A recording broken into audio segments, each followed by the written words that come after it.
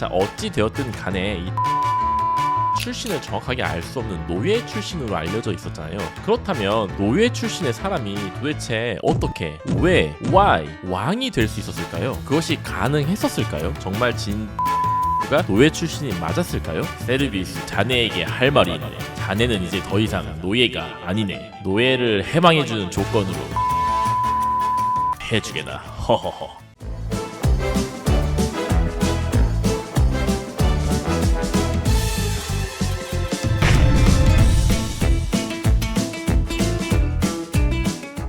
쉽지만 깊이 있게. 안녕하세요. 방앗간 세계사의 춘닥터입니다. 지난 시간에는 로마를 대대적으로 개발을 함으로써 세계적인 도시로서의 포텐을 터뜨릴 수 있는 가능성을 열어준 5대왕, 뛰어나던 타르퀴니우스 왕에 대해서 잠시 알아보는 시간을 가졌었습니다. 최초의 에트루리아 계열의 왕으로서 호녀라 출신이고 완전한 이방인이었던 타르퀴니우스는 아직 농경민족으로 많이 부족함이 있었던 로마에게 뛰어난 기술력에 눈을 뜨게 해주었던 정말 진취적인 왕이었다고 할 수 있었는데요. 자, 이렇게 1대왕 로물루스가 로마를 건국한 이래 로마는 작은 나라였지만 점점 단계를 밟아 나가면서 계속 차근차근 이렇게 견실하게 발전을 하고 있었음을 알 수 있습니다. 총명하고 뛰어났던 5대왕 타르퀴니우스도 드디어 이제 안정된 치세 속에서 노년에 접어들게 되는데요. 타르퀴니우스는 이런 노년의 안정된 속에서 한 소년을 만나게 되는데 이 소년을 만남으로써 로마는 다시 한번 경랑 속으로 휘말려 들어가게 됩니다. 궁금하지 않으신가요? 이 소년의 이야기를 한번 다시 들어보도록 하겠습니다.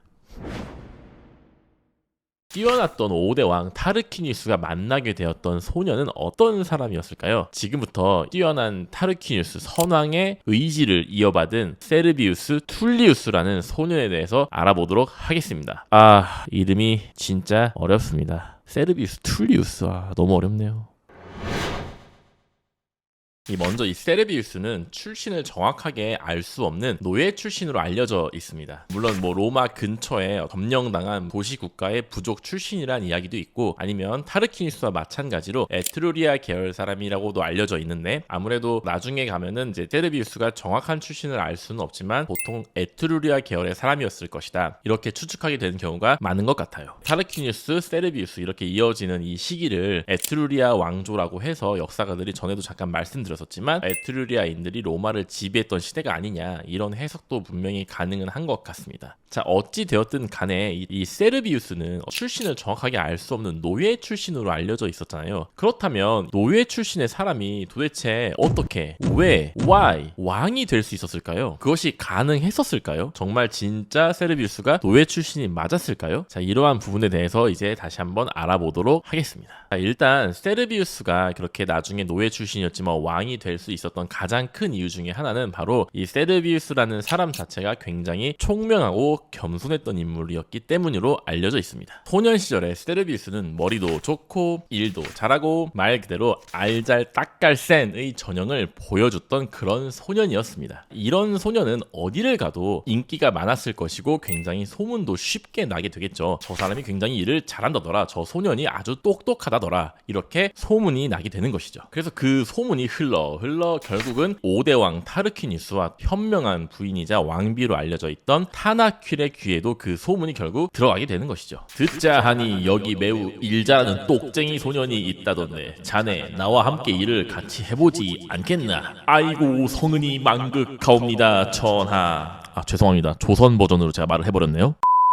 총명했던 소년 세르비우스는 선왕이었던 타르퀴니우스의 옆을 든든하게 지키면서 건장한 청년으로 성장을 하게 됩니다. 저는 사실 이것은 약간 여담이지만 이런 세르비우스의 모습을 보고 있노라 하면 일본 전국시대 센고쿠 시대라고 알려져 있죠. 오다 노부나가의 종복 역할을 했었던 도요토미 히데요시의 일화가 굉장히 기억이 나는 것 같아요. 왜냐하면 도요토미 히데요시 역시도 자신의 군주인 오다 노부나가를 따르던 말 그대로 종복이었거든요. 말에 먹이를 주는 출신이었던 출신이었다고 알려져 있죠. 하지만 이 도요토미 히데요시 역시 굉장히 똑똑하고 총명했고 야망이 컸던 인물이었기 때문에 오다 노부나가가 죽고 나서 결국은 권력을 장악하고 일본 전체의 권력까지 장악함으로써 나중에 야망을 실현하기 위해서 임진왜란까지 일으키게 되는 그 유명한 인물이 되게 되는 것이죠. 하지만 이 도요토미 히데요시 역시도 처음에는 굉장히 미천한 노예 종복 출신이었다. 이런 것들이 세르비우스와 조금 비슷한 부분이 있지 않나. 물론 결과라든지 어떤 인물의 색깔 같은 것은 좀 다르지만 저는 그런 이화가 굉장히 떠오르게 되더라고요. 자, 이렇게 해서 이런 똑똑하고 똑부러지는 세르비우스는 왕이 전쟁에 나가면 그 왕의 옆에서 열심히 전쟁을 치르게 되고 막 용맹하게 싸우고, 그 다음에 전쟁이 끝나고 돌아오게 되면 또 왕이 무거운 업무들이 있을 거 아니에요. 이런 것들을 또 알잘딱갈센답게 굉장히 현명하고 빠르게 일을 처리하는 모습을 보여주면서 점점 타르키니스의 기대라든지 만족을 일으키게 하는 것이죠. 자, 이러다 보니 타르키니스 입장에서는 세르비우스가 점점 더 매우 기특하게 여겨졌겠죠. 그래서 어느 날 타르키니스가 이 건장하게 자라난 청년 세르비우스를 조용히 부르게 됩니다. 세르비우스, 자네에게 할 말이 있네. 자네는 이제 더 이상 노예가 아니네. 노예를 해방해주는 조건으로 나의 딸과 결혼을 해주게다. 허허허. 이렇게 타르키니스는 파격적으로 세르비우스를 노예에서 해방시켰을 뿐만 아니라 자신의 딸 공주와 결혼시킴으로써 이 세르비우스를 사위로 삼게 됩니다. 얼마나 타르키니스가 세르비우스를 총애하고 아꼈는지 알 수 있는 대목이고, 또 한편으로는 정말 노예 출신임에도 불구하고 그런 편견에 휘둘리지 않고 세르비우스를 정말 중요한 사람으로 선택했다는 것이 어떻게 보면 역시나 제가 늘 강조했던 부분인 로마인의 개방성과 관용성 부분과도 조금은 연결이 되지 않을까, 이런 생각을 하게 됩니다. 자, 이렇게 해서 세르비우스 입장에서는 굉장히 어떻게 보면 꿈만 같은 날들이 지속되었었겠죠. 그래서 중요한 자리에도 이르고 정말 열심히 일을 하고 있었던 그런 와중에 어느 날 정말 충격적인 사건이 또 한 번 발생을 하게 됩니다. 두둥. 4대 왕이었던 안쿠스 마르티우스를 기억하시나요? 이 안쿠스에게 두 아들들이 있었었는데요. 사실 5대 왕 타르키니우스가 왕이 되었을 때도 안쿠스의 아들들이 약간 라이벌들이었기 때문에 타르키니우스가 왕이 되기 위해서 좀 더 적극적으로 최초로 선거운동을 했던 것으로 알려져 있었죠. 사실 이것도 역시나 로마가 아시아와 같은 세습제 왕정이 아니었기 때문에 가능한 일이기도 했었겠지만, 이 안쿠스의 두 아들들은 상당히 권력욕이 심했던 모양인 것 같습니다. 왜냐하면 이 타르키니우스가 노년이 되었을 때도 안쿠스의 두 아들들은 여전히 권력에 대한 야망을 놓치지 못하고 있었던 것으로 알려져 있습니다. 그렇게 해서 이 두 아들들이 아주 음험한 음모를 꾸미게 되는데요. 자, 먼저 이 안쿠스의 두 아들들은 2명의 자객을 고르게 됩니다. 그리고 이 자객을 시골 청년으로 분장을 하게 만들어서 이 왕의 집으로 보내게 됩니다. 그래서 타르키니우스가 이제 집에서 이렇게 쉬고 있을 때, 노년의 타르키니우스이기 때문에 아무래도 이제 좀 많이 노쇠했었겠죠. 그래서 약간 경비도 느슨해져 있었을 것이고, 이 안쿠스의 두 아들들이 보낸 시골 청년으로 분장한 자객이 타르키니우스의 집 앞에 당도하게 됩니다. 그리고 청년 2명이 다툼을 시작하게 돼요. 이 닭이 내 것이냐, 네 것이냐, 뭐 이런 식으로 이제 사소한 부분으로 다툼을 시작하게 됩니다. 그래서 이 막 다툼의 소리가 들리니까 타르키니우스가 도대체 무슨 일이냐 이렇게 하면서 그 2명의 자객을 자신의 집으로 불러들이게 되는 것이죠. 그리고 이제 이 청년들이 왕이시여, 저희가 지금 다툼이 있는데 이 다툼을 해결해 주시기를 간곡히 부탁합니다. 이런 식으로 고개를 조아리게 되고, 타르키니우스가 이제 귀도 잘 안 들리고 하니까 그럼 어디 한번 들어보자 이렇게 고개를 내밀게 되는데, 그 고개를 내민 틈에 두 자객이 재빨리 칼을 뽑아서 이 타르키니우스의 목을 탁 베게 되는 것이죠. 이렇게 정말 현명했고 진취적인 뛰어난 왕이었던 타르키니우스가 정말 허망하게 노년에 암살을 당해서 사망을 하게 됩니다. 자, 이렇게 해서 왕이 암살된 굉장히 급박한 상황이 전개되는 것이죠. 이런 급박한 상황에서 타르키니우스의 현명한 아내로 알려져 있던 그 타나퀼이 이 상황을 조용하게 수습하기 시작합니다. 먼저 그녀는 이제 로마 시민들이 혼란스러울 수 있잖아요. 왕이 갑자기 죽어버리면, 특히나 암살을 당하게 되면 더더욱 혼란이 가중되겠죠. 그렇기 때문에 타나킬은 먼저 로마 시민들에게 왕이 암살 시도를 당해서 부상을 당했지만 아직 죽지 않은 채로 살아있다, 이런 식으로 거짓말을 하여서 이 로마 시민들의 혼란을 최대한 안정시키게 됩니다. 그리고 뒤에서는 자신들이 가장 총애하던 세르비우스를 조용히 부르게 되는 것이죠. 세르비우스, 우리는 당신을 노예로부터 해방시켰고 나의 딸까지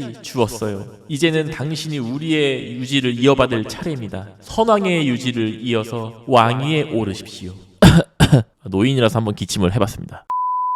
자, 이렇게 해서 왕비 타나킬은 선왕 타르퀴니우스가 아직 치료 중이라는 핑계로 세르비우스를 올려서 대행 업무를 시키게 됩니다. 그렇게 해서 이제 왕의 어떤 인수인계 작업을 자연스럽게 시행하게 되는 것이죠. 자, 이렇게 해서 업무의 어떤 승계가 어느 정도 이루어진 다음에는 이제 타나킬도 타르퀴니우스의 죽음을 공식적으로 발표하게 되고, 그 다음에 세르비우스의 왕위 주의도 곧바로 공표를 하게 되는 것입니다. 워낙 급박한 상황이었기 때문에 원래 로마 같은 경우는 왕을 선출한다고 했었잖아요. 민회에서 투표를 통해서 선출을 하게 되는 것인데, 이런 급박한 상황에서 타나킬이 민회 가결 없이 즉시 세르비우스를 왕위로 세웠다고 알려져 있어요. 사실은 이런 부분이 약간 민주적인 로마답지 않은 부분이 살짝 있기도 하고, 이런 불씨가 나중에 세르비우스의 노년에도 사실 발생을 하게 되는데, 이 부분에 대해서도 제가 나중에 또 말씀을 드리도록 하겠습니다. 자, 그렇게 해서 이 세르비우스는 최초의 노예 출신이자 로마 왕정 사상 첫 번째로 민회 투표 없이, 민회 가결 없이 왕으로 세워지게 되는 첫 번째 왕으로 알려지게 되는 것입니다.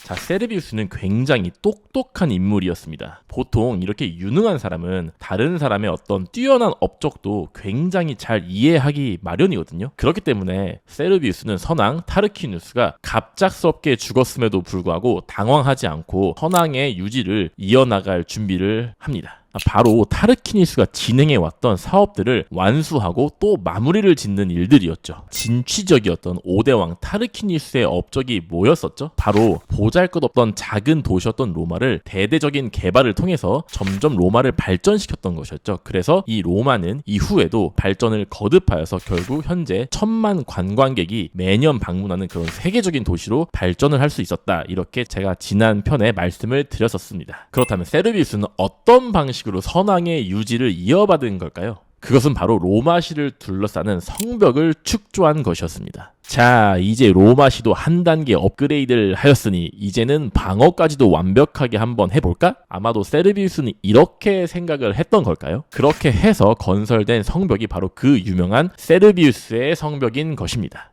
그리고 나서 이 성벽은 시간이 지날수록 점점 더 방어를 강화하고 이 성벽의 두께가 점점 더 두꺼워졌던 것으로 알려져 있어요. 그렇게 해서 결국에 훗날 그 카르타고의 명장으로 알려진 한니발이 로마를 포위했을 때 이 로마에 대한 공성전을 세르비우스의 성벽의 두께를 보고 또 방어의 견고함을 보고 포기했다, 이런 이야기가 나올 정도로 이 세르비우스의 성벽은 나중에 굉장히 견고한 성벽으로 발전을 하게 됐다고 알려져 있습니다. 자, 로마 여행을 가게 되시면 이 세르비우스의 성곽, 세르비우스의 성벽, 이런 것들을 관광하실 수 있는데요. 친구분들과 함께 가셨을 때 이 세르비우스의 성벽을 과연 누가 만들었는지 아느냐? 바로 로마 왕정의 6대 왕 세르비우스의 작품이고 훗날 한니발도 넘지 못했더라, 이렇게 자랑을 하시면 됩니다. 하하. 자, 이렇게 성벽 건설 외에도 세르비우스는 선왕 타르퀴니우스의 또 유지를 이어받아서 주변 로마를 둘러쌌던 부족들과의 어떤 전투라든지 외교, 이런 부분도 굉장히 신경을 많이 썼었습니다. 그래서 주변 부족들 중에서 도전해온 자들은 정면 승부를 해서 전투로 혼을 내주고, 또 자신들에게 친화적인 라틴 부족이라든지 뭐 그런 동맹 국가들, 우호적인 국가들에게는 손을 내밀어서 외교로서 동맹을 강화시키고, 이렇게 균형 감각을 굉장히 보여준 현명했던 세르비우스 왕이라고 할 수 있겠습니다. 일종의 친구는 감싸주고 적은 딱 때리고, 이런 약간 모습을 보였던 것인데, 사실 이런 모습들이 로마가 균형적으로 발전하는데 굉장히 도움이 됐을 것이라고 생각이 됩니다. 자, 이렇게 해서 선왕의 유지도 잘 이어받고 국내외 정세도 어느 정도 안정화에 성공을 했던 이 세르비우스는 그 다음에 또 하나의 큰 어려운 숙제를 해결하게 되는데요. 과연 어떤 숙제였을까요? 그 숙제에 대한 이야기는 세르비우스 2편인 다음 편에서 말씀을 드리도록 하겠습니다. 그럼 다음 편도 기대해 주시고 또 만나도록 할게요. 안녕.